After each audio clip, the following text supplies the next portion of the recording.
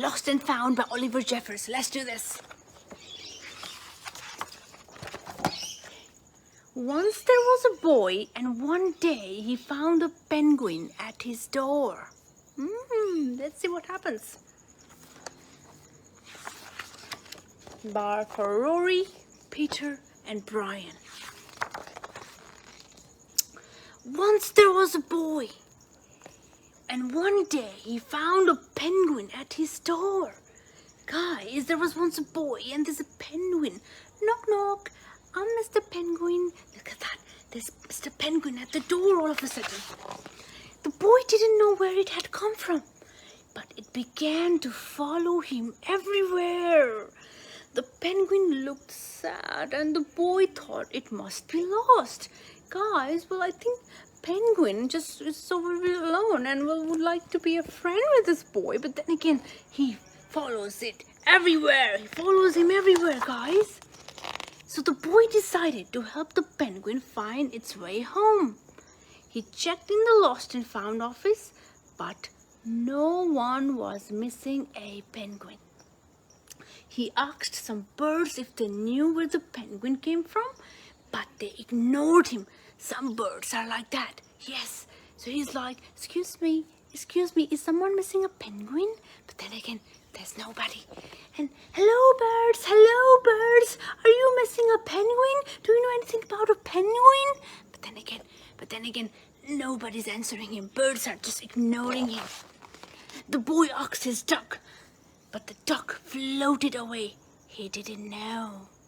Oh no, guys, he's asking everywhere for the penguin, but then again, penguin is lost, and well, I don't know, the boy doesn't know what to do with it. And that night, the boy couldn't sleep for disappointment. He wanted to help the penguin, but he didn't know how. The next morning, he discovered that penguins come from the South Pole. But how could he get there? Now he searched everywhere for penguin, and he searched Lost and Found. He talked with the birds, he talked with his dog, and nobody knows anything about penguin. Now he found a book where it says the penguin comes from the South Pole. Now he ran down to the harbor and asked a big ship to take them to the South Pole. But his voice was much too small to be heard over this ship's horn. Hello, excuse me, Mr. Big Ship. There is a penguin here. Is this yours? Do you know anything about it? But then again, it's too small, as you can see, and the ship is too big for them to hear his voice. So together, he and the penguin would row to the South Pole. The boy took his rowboat out of the cupboard and they tested it for size and strength. They packed everything they would need, and together they pushed the rowboat out of the sea. Now, guys, nobody helped him. Nobody doesn't know about penguin. But then again, penguin is all alone and all sad and he needs to be home. And then again, look at that. Now he is literally building a boat for him. And Mr. Penguin is helping him too, as you can see. And look at that. They pack stuff together.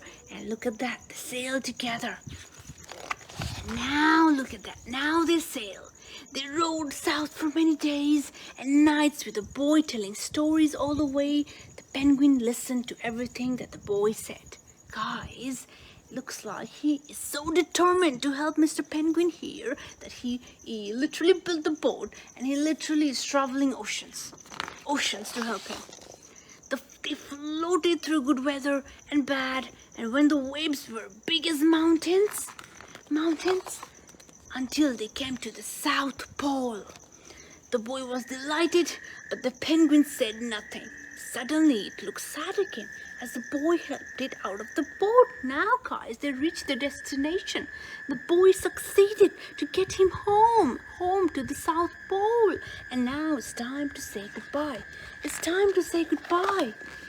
boy said goodbye and floated away. But as he looked back, the penguin looked sadder than ever.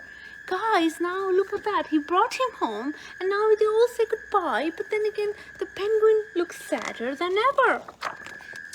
It felt strange to be on his own. And the more he thought, the more he realized it was making a big mistake. The penguin wasn't lost. he was just lonely. Now, as you can see, now they become friends, and now he's realizing why is Penguin so sad. Now that he's reached his home and everything, but then again, it's not about home. It's about being alone. And boy realized that maybe he was just alone.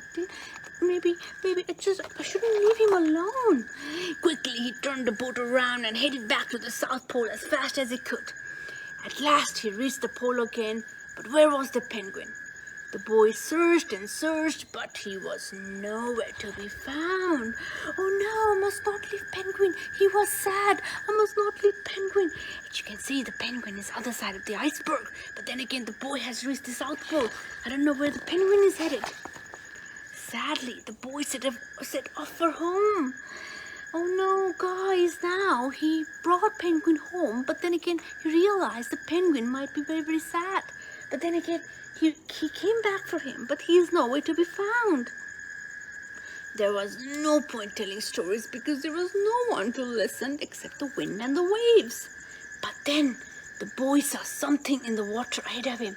Closer and closer he got until he could see the penguin. Guys, as you can see now, even Penguin realized, okay, I don't want to leave my friend. I don't want to say goodbye to him. I must go to him no matter what. So he traveled in his umbrella, guys, in the ocean.